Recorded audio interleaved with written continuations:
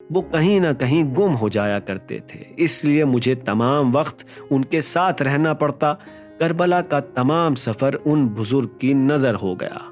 وہ میرے ساتھ ہی حرم جاتے تھے، اس وجہ سے مولا کے لیے میرا قلبی حضور بہت کم ہو گیا تھا۔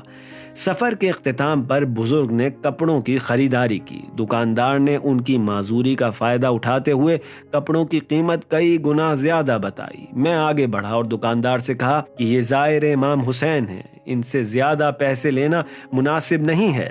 اس وجہ سے دکاندار نے ان کو کافی کم قیمت پر کپڑے فروخت کیے۔ میں اس ساری صورتحال کی وجہ سے بہت غصے میں تھا، جبکہ وہ بزرگ بہت خوش تھے۔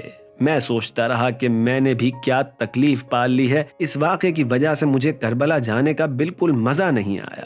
میں اچانک ان بزرگ کی طرف متوجہ ہوا جو ایک مقام پر رک گئے اور حرم کی طرف رخ کر کے انگلی سے اشارہ کیا جیسے مولا کو دکھا رہے ہوں۔ وہ میرے لیے دعا مانگ رہے تھے۔ میز کی دوسری طرف کا جوان بولا، اس بزرگ کی دعا کی وجہ سے امام حسین علیہ السلام نے تمہاری شفاعت کی ہے اور تمہارے 5 سال کے گناہ معاف ہو گئے ہیں۔ کاش آپ لوگ میری خوشی کا اندازہ کر سکتے کہ جب میرے سامنے کتاب کے سینکڑوں صفحات بغیر حساب کے پلٹ دیے گئے اور ان پر صرف میری نیکیاں لکھی رہ گئیں۔